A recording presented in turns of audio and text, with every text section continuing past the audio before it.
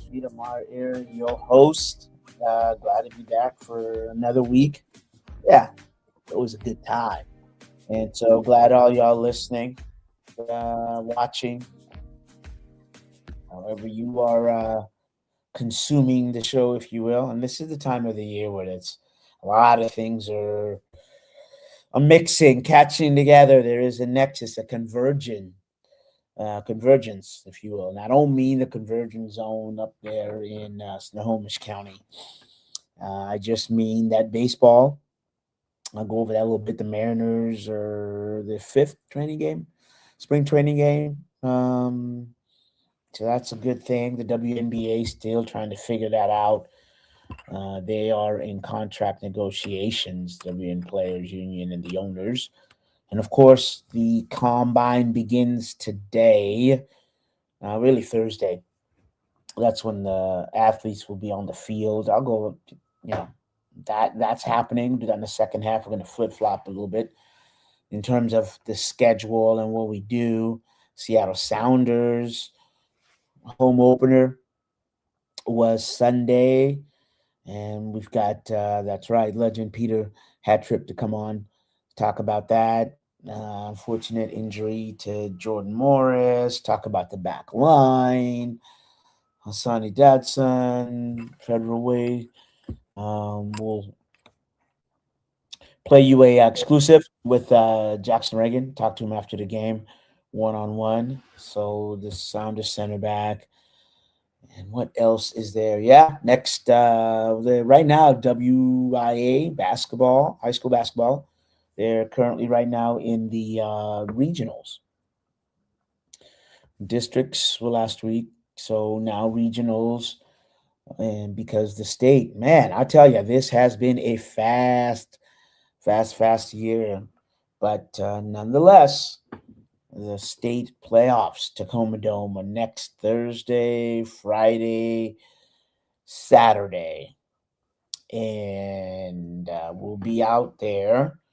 Be announcing some games did last year on the NFHS network. So should be exciting. Will Rainy Beach win again? Who knows? Tyrone Stokes. How good are the Bellevue girls? And then Davis of Tacoma AC Davis of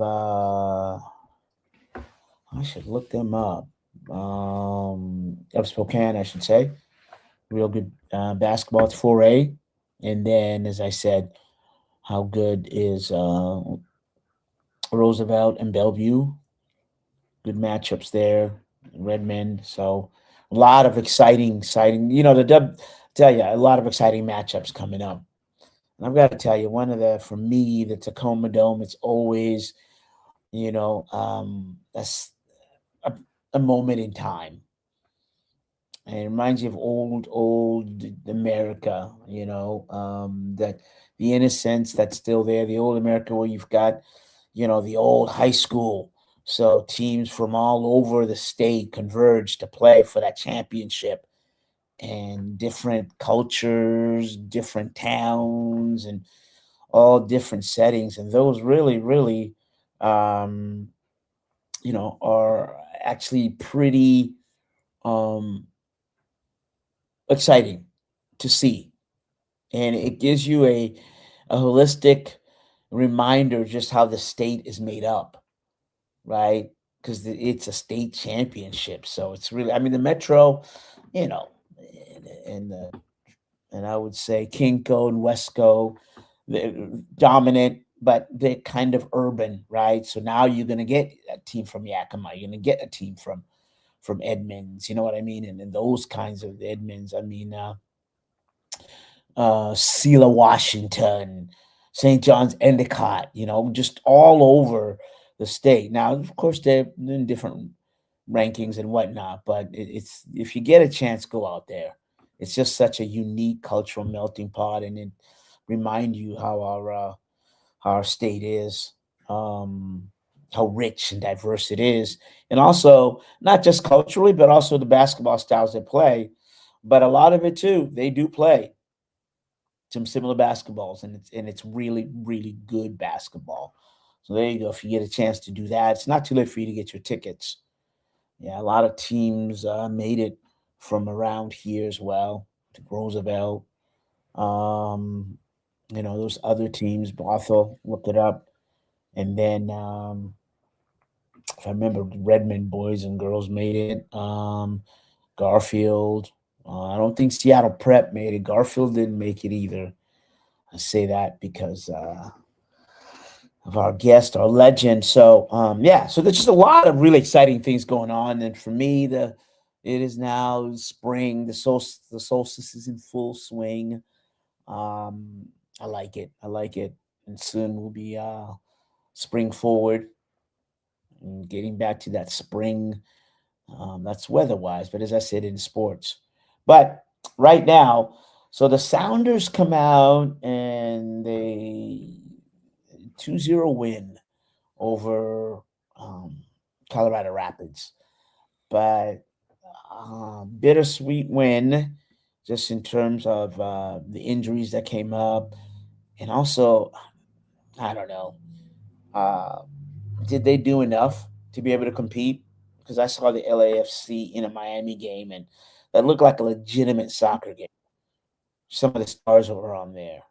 I know Sounders beat Inter, Miami, whatnot, but what is it? The Seattle Sounders are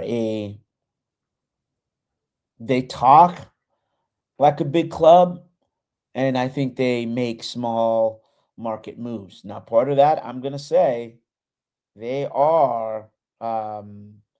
It's not that they don't want to spend the money. That's a whole other discussion we can have. But right now, let's start with on the field and bring in SPU, and also um, Seattle Sounders golden scarf. Uh, he's got one of those. They don't give too many of those out, and he's just a Northwest legend who continued to give back in his coaching. But we got him for his expertise. Glad to have him back on the show. Peter Hattrup, what's going on, my brother? Well, just getting back on a proper sleep cycle after the Olympics are over. Oh no way, you went? No, just getting up to watch events early. A hockey game at 5 in the morning, and things were a little different. So Yeah, I'm glad you brought that up. Just in terms of now your family uh is big in skiing, is that correct? Your brother, help me out with that. Help my you out. my older brother is in the U.S. Ski Hall of Fame, so he's kind of big into skiing. A neighborhood friend growing up, Deb Armstrong from Garfield, was an Olympic gold medalist in the downhill. So back in '84 in Sarajevo when she was only 21 years old. So um, yes, skiing's kind of a big deal around our house. I did not know that Deb Armstrong went to Garfield. Yes, she was played soccer, basketball, and skied while she was at Garfield. Oh, all right. You know what? I think that's going to win me a cup of coffee somewhere. As I said at Tacoma Dome, I'm going to bring that up and say, what high school did Deb Armstrong go to? And everybody will be like, oh, Seattle Prep, Lakeside. I'll be like, No, nah. no, she was a Montlake, and she and her brother Olin went to Garfield. That's interesting. Speaking of culture, that whole Montlake area is an interesting area. I love it. I love the cultural mix that's there. There's some old money, new money, but it's old Seattle. Regardless, that is a cultural space there. I think that's unique to Seattle. Is that fair to say? Yeah, and I was talking with somebody recently. I credit a lot of our success in our neighborhood to the neighborhood. One that we had decent sized families, so you could always get a game of something. And most of us live within a short walk to the park, and we all played everything. Um, it wasn't that long ago that Deb Armstrong posted something on, I don't know if it was Facebook or Instagram or whatever it was, and it was basically she and her brother standing next to the tennis courts, And the quote was, Hattrups and Thompsons, who can come out and play? Because that's how close we all were. And you'd yell at the houses. You didn't even go knock on the door sometime. And it hasn't changed that much. It's one of the Seattle neighborhoods. I know they built in Montlake Community Center has been rebuilt a little bit. Now there's a new that field over there. Yeah, they put But in a turf field. I mean, the field was always there. It just wasn't very good. right. That was home for decades to the Capitol Hill Thanksgiving Turkey Bowl, Mm. where as they used to say, we played tackles because that's the way the Pilgrims did it, and then someone would drive up and down the sidelines in the back of a pickup with a camera and film the whole thing, and it was quite the extravaganza every year. Yeah, no, that is like I said, that neighborhood hasn't changed. Sometimes when I have to go through the U Bridge and cut across, the back road as opposed to going to Capitol Hill, I reminisce it. Yeah, I love that neighborhood. Well, what did you think, Legend? 2-0. Well, let's start with the injury first, and then we'll dive in. Jordan Morris, what is it, 8 minutes into the game, quad. You just got to feel for him, don't you? I feel for him, and I don't want to be too critical because I don't know what impact diabetes has on the training and the health and everything else. And I'm not a doctor. I have no. Wait, can't hear you. Can you hear me now? Absolutely, loud and clear. Okay. So he seems to have an inordinate amount of soft tissue issues. Too many pulled hamstrings. Too many pulled, and I can only talk from my experience. I had a pulled hamstring in 8th grade. I never had another pulled muscle in my entire life. And they have the whole crew to work on these guys to get them in shape, and they have a warm-up specialist and all this stuff, and they still seem to pull a lot more muscles than we did.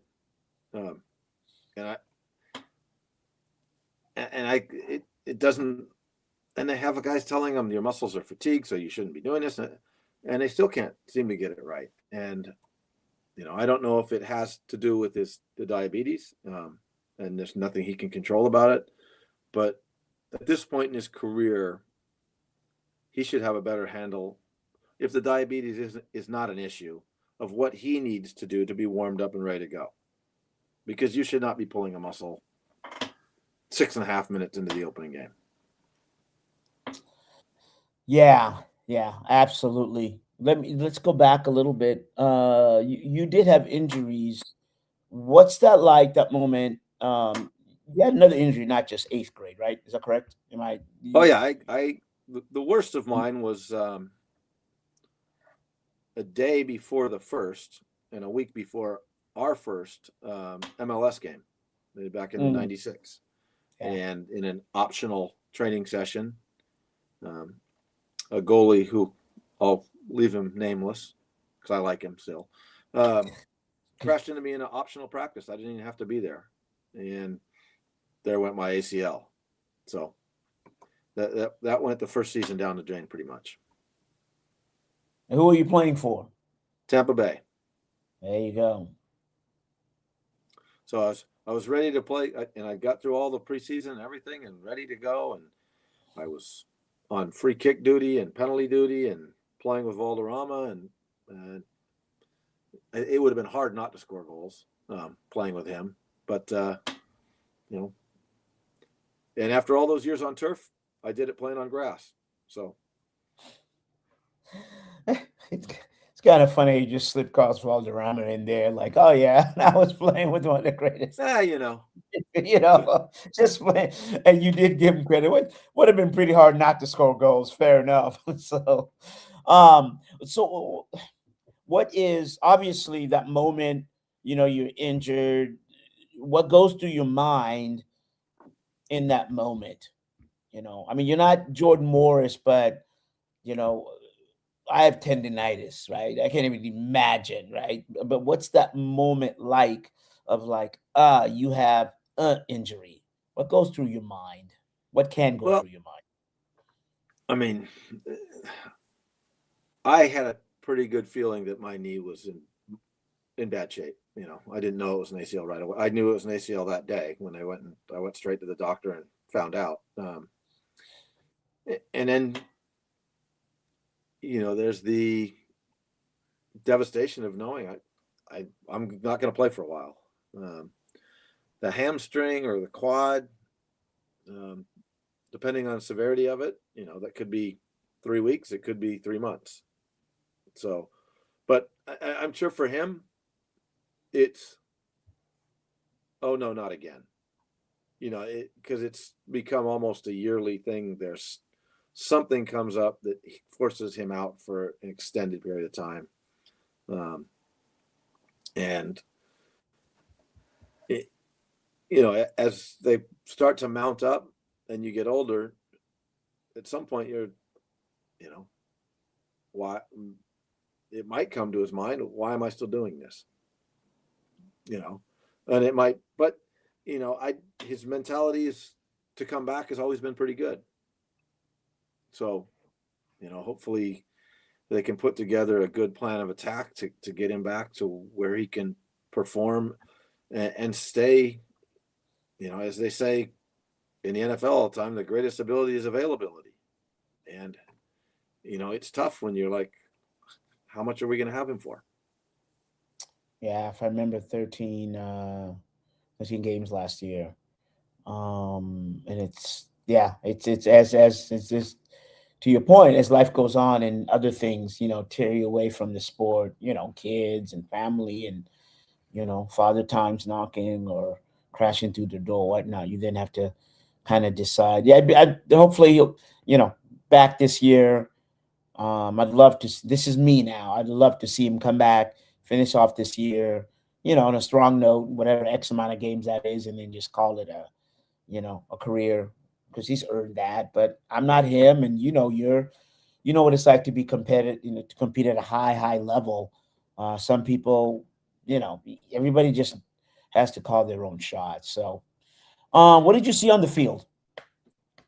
I thought they looked pretty sharp in a lot of ways. I mean, I don't know how it should have been over at 2-0 on Hassan's goal. Funny how they called back his. I thought they might have called Roldan for putting a little screen out top. They didn't. There's 5 guys jumping for a ball in the box, and I don't know how they're. When they spend 5 minutes looking at it, and the ref comes out and says it's on number 9, who was 35 yards from there. Where's your clarity? It's just clear and obvious, and you can't get the guy's number right after 5 minutes of looking at it. So, I don't think he affected the game as far as the result, but it was his first game of the year too, and the official had a tough night. I think from the start, giving red cards and rescinding them. He had a tough time. Yeah, yeah, there's no doubt about that. And you got to have the assistance. And to your point, it doesn't help when when VAR doesn't, kind of in the head supposed to help you out, and they don't either. So it's shaky. Dodson, you know, and I spoke with him after the game. I guess yeah, it was public. Um, he said he's fine, but then Brian said that he took him out for just in terms of protocol, right? As you know, as opposed to a booth going, "Hey, get him out of the game and put him in the concussion protocols." The NFL, but what do you know of him? I know you know who because he's from Federal Way. Any Yeah, intel you can give on him? yeah. I mean, I've remember him as a youth player, so he grew up in this system and played, and Good player, solid player. Has he was had a great career at Oregon State, and he has settled into what at one point he was a bit flashier and a bit more of a attacker. Now he's settled into a stay-at-home midfielder a bit more. But I think he's a good player. Brian, yeah, I mean, he just seems really grounded. The 5 minutes I talked to him, but Brian said he's got soft feet. Yeah, Can you he's got explain he's got that? a nice touch. The ball sticks to him. He's not fighting the ball ever. Some guys look like they're fighting the ball. He looks comfortable on the ball. I think you just described me juggling my juggling routine. It's juggling's not supposed to be a cardio event where you're chasing it and fighting it. Oh, okay, all right. Well, let's hear from the expert. But I did have to fess up to my my lack of juggling skills. Osaze, did you? Right. I mean, he's the one that got. It was 95 on the. What did you Yeah. see or didn't see about his movement? He had the one shot, right, where he carried the ball, went to the left, right, and then took the shot. Just your overall impression of him playing up top. I've seen enough of him in the past that I think it's better. I didn't see him getting available for the ball. The balls didn't come into him and then laid back into Rusnak and Dotson and the other guys the way it should. They didn't manage to find his feet that often, and I don't know if that's because he wasn't getting in the right spots or people with the ball couldn't find him. But our best moments I think came when the ball got out wide, for the most part, which is okay. But we need to be able to find a target and play off him as well. We need to be able to play in more than one avenue.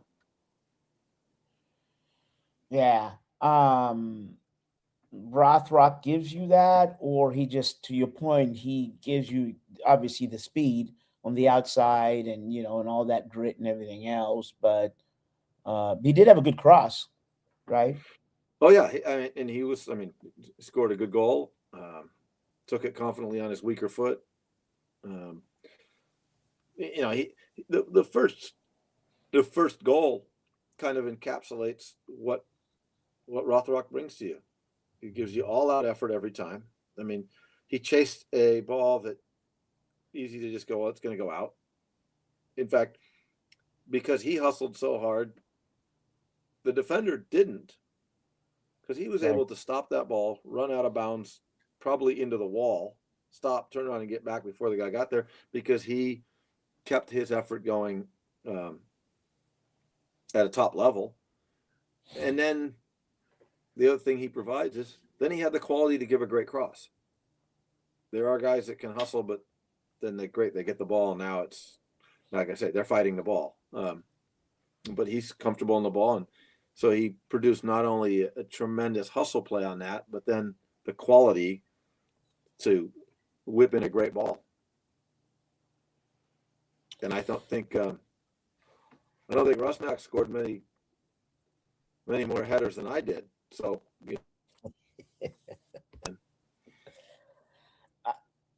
I like his movement. Last season and this season. His ability to, Brian calls him a smart player, and and you're from that kind of pedigree that, soccer, the best soccer players are the number one thing is they're smart, right? They feel the game, they know the game, and Rusnak I like his knack to think, because he was involved in the play at the beginning and then at the end as well. And to your point, he gets a header in there. Jesus Ferreira, thoughts on what did I had him kind of, I did a breakdown on him. Movement seemed to be good. He had 69 minutes played. Just your overall thoughts on him.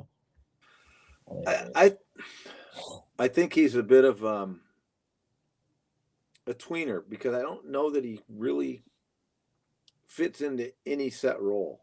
He's not an out and out number 9. Not going to play all the way up front.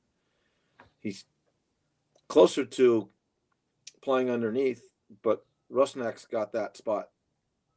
Unless you're going to play, like a strange lineup where you pigeonhole in and put 2 guys just underneath the striker, but then you're playing without wide players, now. So he's kind of an he doesn't really play out wide. He drifts wide sometimes, but he wants to play in that pocket, kind of in an inside right.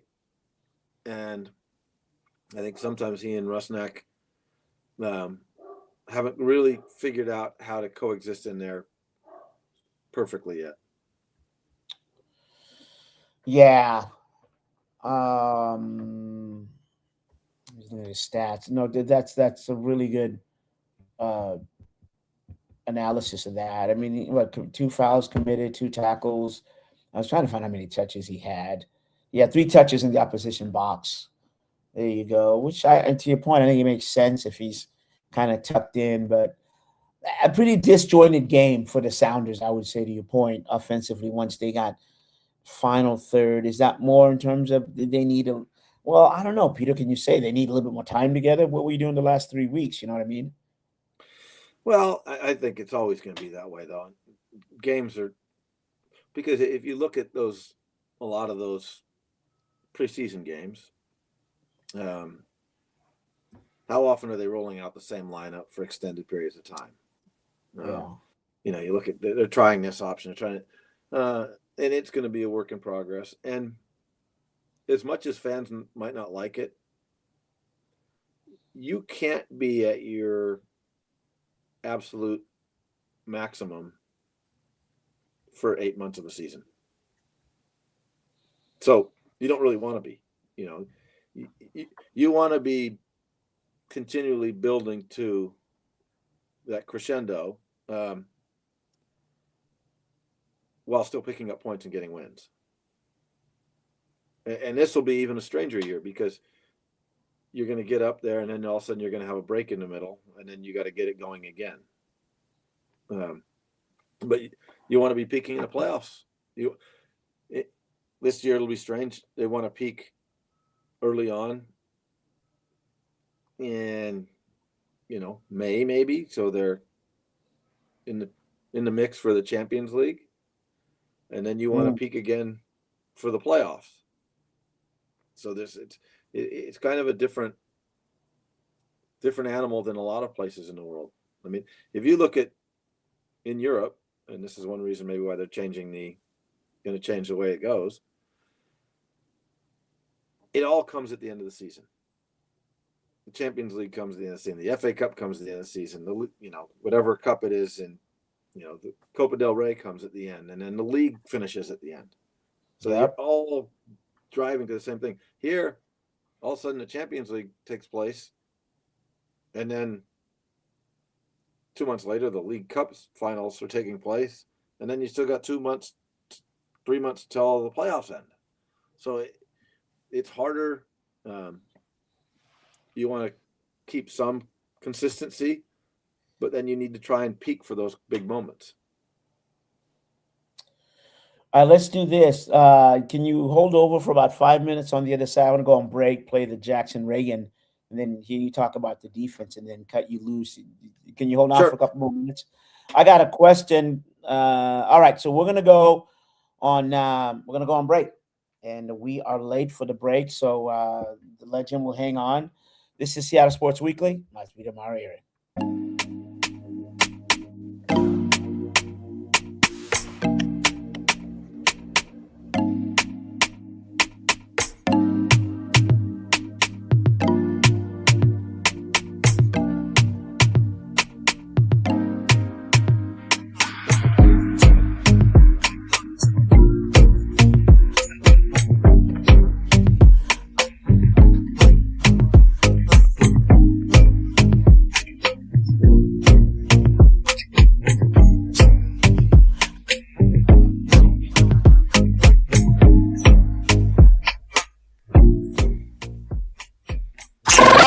ladies and gentlemen. Speak Up Seattle. We are RainierAvenueRadio.world, the station that cares. Don't ever forget. If you or a family member are 55 or over and need nursing home level care, but want to keep living where you are, check out Providence Elder Place PACE. This program offers healthcare, housing, transportation, and recreational activities. There are no co-pays or deductibles, and it's covered through Medicare and Medicaid. Providence Elder Place PACE works to keep you healthy and in your home. Call 206-320-5325 or visit providence.org Elder Place. Providence.org Elder Place. Hey, Seattle, tune in to Lidline Sports every Monday, 7 p.m. to 8 p.m. What up, yo? We are back. This is Pep, and the man that don't take no mess, Mr. O-P-I-S, Mr. Stevenson. What say you? I hope you see the hat that I'm wearing right now. That's how mad I am. I do. Man, you are angry. I just want to make that be known. Tune in to Lidline Sports every Monday, 7 p.m. to 8 p.m. Lidline Sports. This February, Rainier Avenue Radio presents Call to Conscience 2026, a powerful Black History Month celebration featuring exhibits, storytelling, tributes, and live conversations. History told by the community, for the community. Answer the call. Learn more at calltoconscience.world. Fellas, your mental health matters, and it's time we talked about it. Join us every Monday at 5:30 Pacific Standard Time on Rainier Avenue Radio for the Men's Mental Health Show. Real conversations, real stories, real tools to help you navigate life's challenges with strength and honesty. Whether you're tuning in from the car, the gym, or your couch, this is your space to breathe, learn, and grow. That's Mondays at 5:30 p.m. on Rainier Avenue Radio, where men's voices and men's wellness take center stage. A new law is helping people save more money on prescription drug costs. You may also be able to save with Medicare's Extra Help program. Your premium costs can be zero and your out-of-pocket expenses are low. Who should apply? Single individuals earning less than $23,000 a year or married couples earning less than $31,000 a year. Even if you don't think you qualify, you should still check out this program. Visit ssa.gov/extra help. Medicare costs are covered by the U.S. Department of Health and Human Services. Ladies and gentlemen. Are you ready for this? This is Rainier Avenue Radio.world, the station that cares about our community. Right here. Yeah.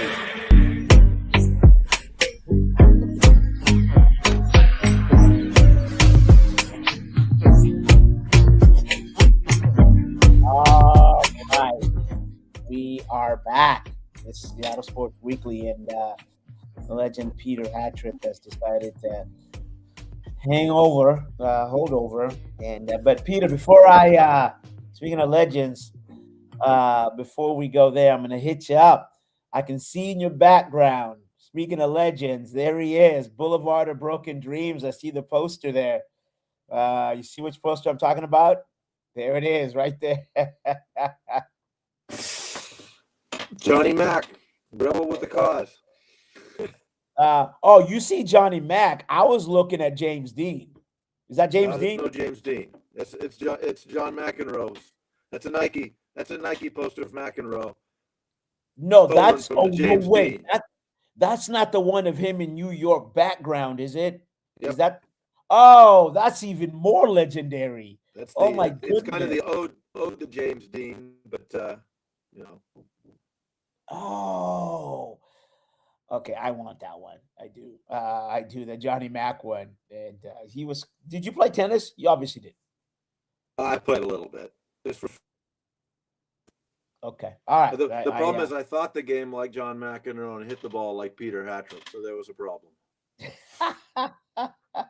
All right, fair enough. Let me not hold you up anymore. But hey, D Money, we're gonna hear from Jackson Reagan a little bit, and then Peter, I just kind of your thoughts about what you heard from him, and then we could cut you loose. But just he's talking about the defense. This is post game inside the locker room. Yeah, honestly, the coaches had a good plan for us, but credit to all the guys. I think we executed really well. I think, there wasn't a ton for the defense and Andrew to do, but when there was, we stepped up, I think. I think Andrew made a huge save at the end there, but I think credit to the whole team for, not letting a ton through. I think we're trying to limit them playing through the middle and forcing it out wide. And then by doing that, what was the strategy when you talk about not playing them through the middle? So what has to happen to force them wide? What do you need from your 5 and your 6, your pivots? Yeah, I think it's just a whole collective of the wingers are tucking in to force it out wide, and then the pivots and Albert and the 9 are all blocking the passing lanes to make it difficult to play through. And then you had it's not about you, it's a team, but I talked to the coach about you had 3 blocks. Just talk about the timing, your ability to see those 3 plays. Is that something you've worked on, or is that just maturity as you get better and better in this league? Yeah, I think it's just it just happened. I wouldn't credit to anything in particular, but yeah, I think, like I said, I think before there was little for the back line to do, but when there was, I think we did a good job stepping up and hoping to continue that throughout the year. Well, the one thing in the shutout, set piece defending, you guys were able not to give up a set piece goal. One of the things that your coach wanted to do, that's got to be satisfying in this win. Yeah, and something we've been working on. The coaches have done a great job of we're watching film on it. I think it was an issue for us last year, so we're making an emphasis, and it was good to see some of that work pay off today, and we're going to keep working on it. And also on the offensive off the corner kicks, how much are you continuing to try to be a weapon on corner kicks and things like that? Yeah, definitely. I think it's something I need to add more to my game, and I think this team has been really good at it historically, and just like we're working on defensive set pieces, we're working on offensive a lot too. So I think it's going to be a big part of how we score this year. You ever played a game where the first half was 60 minutes long? No, I was getting a little tired. Actually. Yeah. But then you had rather, to wrap this up, the second half wasn't as long, obviously. Mm. So you're going to hit the road, but what's the point there? Hitting the road? Yeah. Your next game's on the road. Are you even thinking about that? Or look, it's just like, hey, we win this game, we'll worry about that Wednesday when you practice.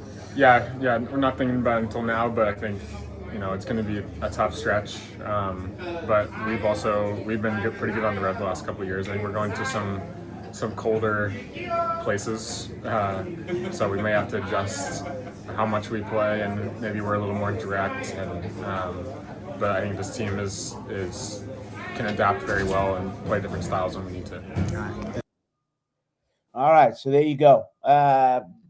Passing thoughts, final thoughts on that, just on the whole game there, Peter?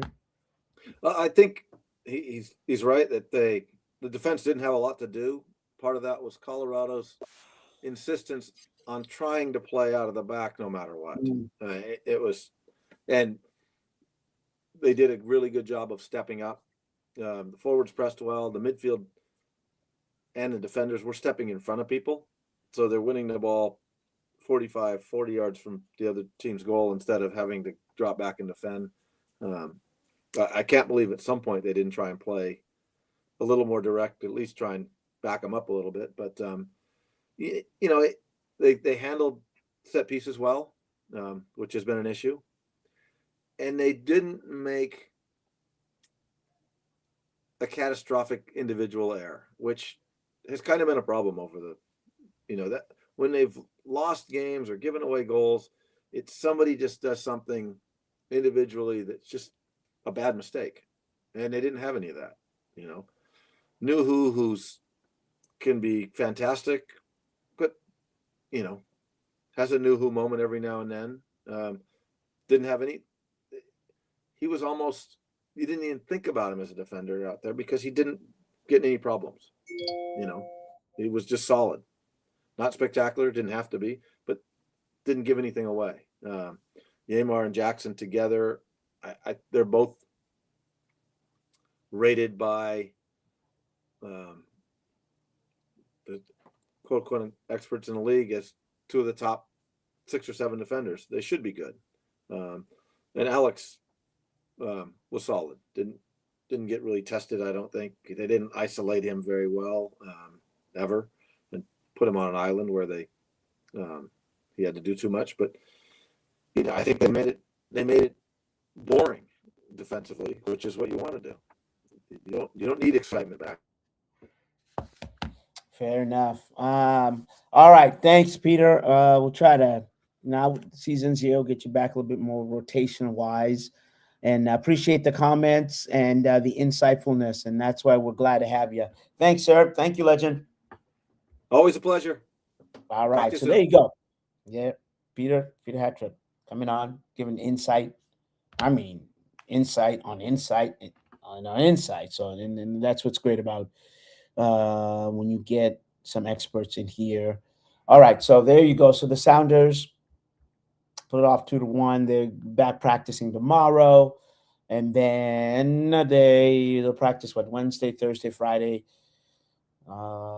Take off, and then have a game on the road. So as I said and spoke with Jackson, they're on the road for quite a while.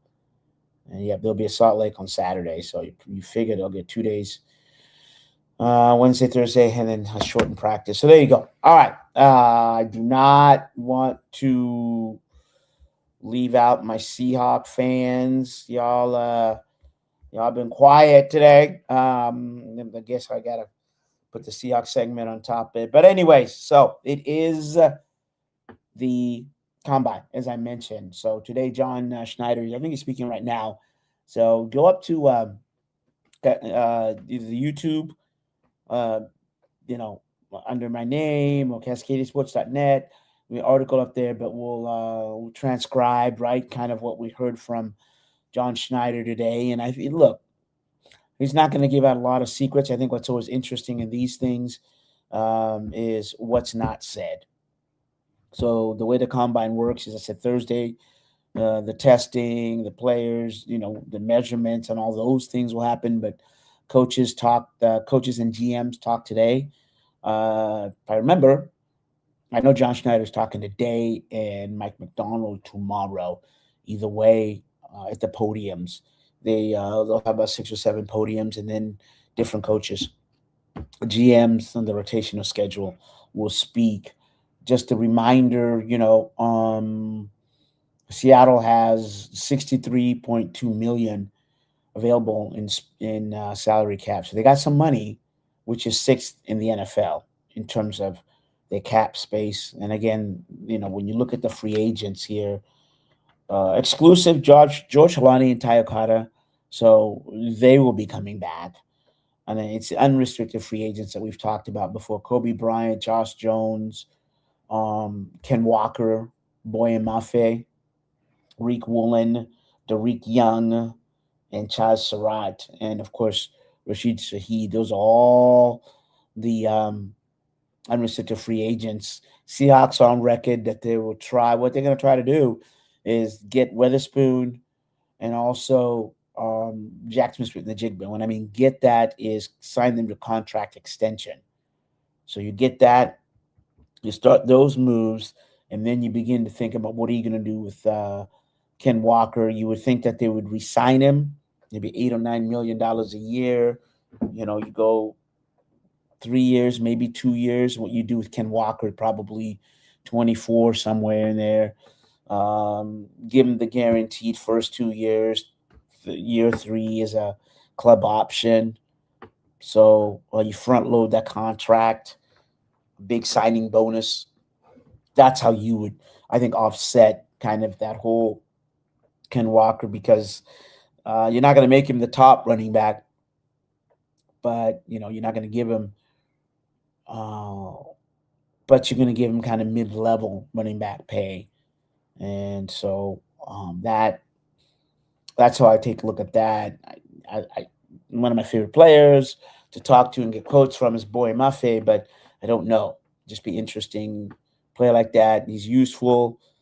He only had 2 sacks, but he had over 40 quarterback hits, which, help your defense.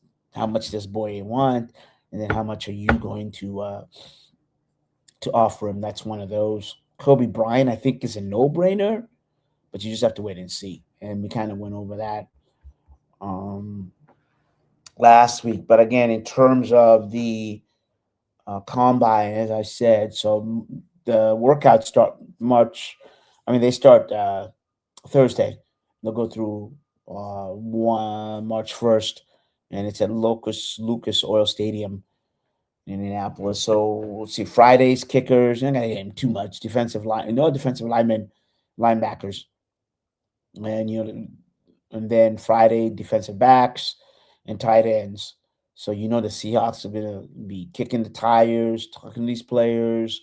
Saturday, I should say, running backs, quarterbacks, and wide receivers, and then Sunday offensive linemen. This is where teams get to talk to, the players for I think 45 minutes. That interview. This is where the seed is sown. A lot of the times when we come back in April and I'll give you the whole draft and this is what happened and give you the audio and the video, you hear players say, "Oh, they talked to me at the combine." Sometimes though, teams won't talk to a player that they want just to throw off the other teams. Now, the reason why you would do that is that you're certain that's the player you want. You're certain you want to get him. So you kind of want to, get that sent somewhere else. And that way teams don't know what it is, if you're interested in him. The reason is that way when it gets to the draft, if you're close and you haven't talked to that player, the teams will go, "Well, I didn't talk to him, probably don't, so we're not either going to draft up or down or whatnot." And then if you're the Seahawks or that other team, then you nab that player. So there's a little bit of gamesmanship that goes on there. But make no bones about it, that it's really you got to hit on the draft. And you've seen, obviously, the Seahawks, John Schneider, and his team. That is in terms of the draft team. And, the a little insight there that they met because of the Super Bowl. The good thing about the Super Bowl is you obviously play longer and you're playing for the ultimate championship trophy, the world's best. What it does, it does compresses your time for your scouts, because all the scouts were out and about during the whole year. So now they come back. And so that's when the teams begin to create their draft board. That's when they now begin to say, okay, let's John meets with area scouts and some of the coaches. Okay, who is it that we want to take a look at? Who is it that we have a question on, as I was saying? And then that's when they begin to do that. And when you're playing for the Super Bowl, right, like you got other things you got to worry about. So it's interesting that they did, the assistant coaches, the scouts, they did make a point to get the job done. That is meetings in San Fran, not only of who they're playing, but just in terms of get those meetings in there and make sure that they have an idea of who they want to take a look at starting on a Thursday. I would be the Seahawks. It's going to be interesting. I think they're really defensive line and linebackers. I mean, they'll scout everybody, but obviously, as I've talked about, your edge rushers, your D line, and your linebackers Thursday, and then of course, defensive backs is something they're absolutely interested in. And they're going to go back to the running backs as well. I mean, they're always using the tight ends, but your tight end room is pretty complete there. But you don't really. Arroyo's there. AJ Barner was 52 receptions, second on the team. So you're feeling pretty good there, but you always kind of take a look at, can we get some depth there? Running back, obviously, you're going to look really, really to take a longer look, because remember Zach Charbonnet is injured, Kenny McIntosh injured. So you have Halani, who I talked about as a restricted free agent, and then Ken Walker, who's a free agent. So as a team, you're gonna have, you're gonna end up drafting a running back. It's just a matter of, when, or is it a free agent signing? The other thing you got to remember, the Seahawks will pick 32nd in the draft.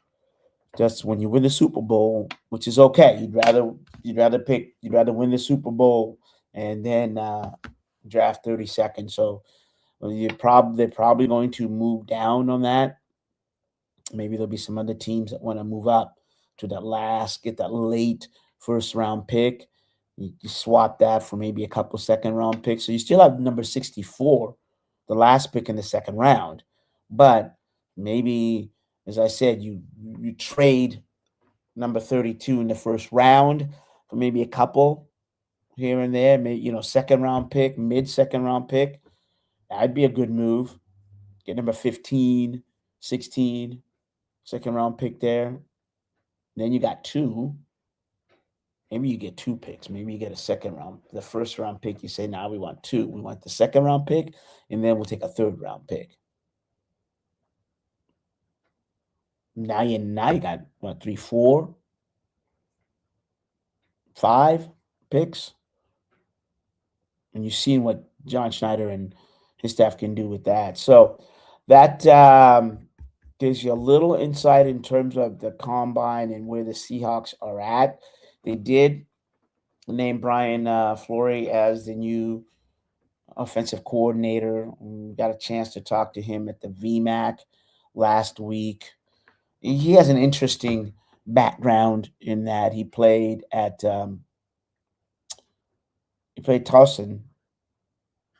He played Maryland first year quarterback, then went to Towson in DC, Maryland area, finished there for the last 3 years, came back as a coach.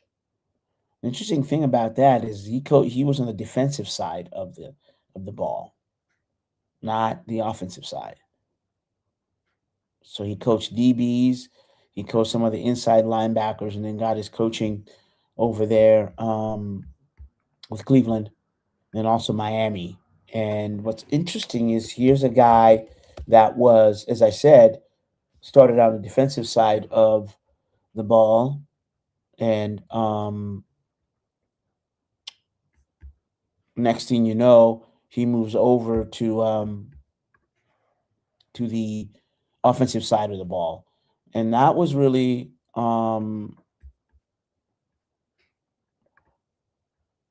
a good note for the. I mean, that's what the alluring thing is.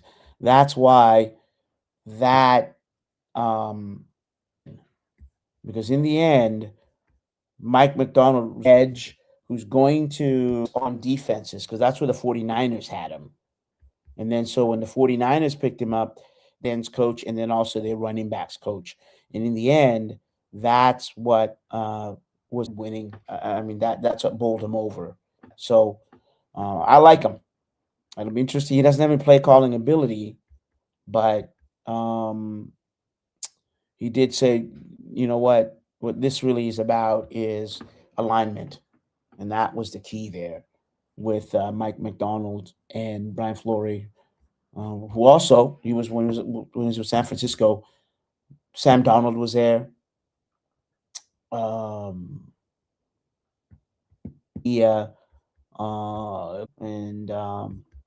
right.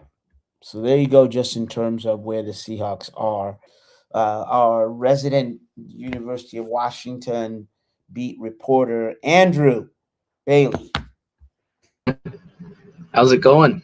Good. What's going on?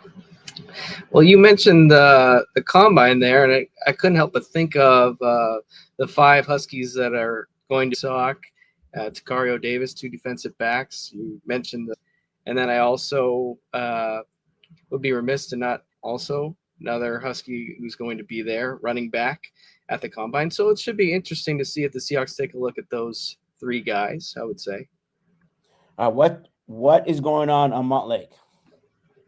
Oh, you want to hear the other stories, the stuff about the basketball team that's been kind of having some issues this month and throughout the season, particularly with injuries.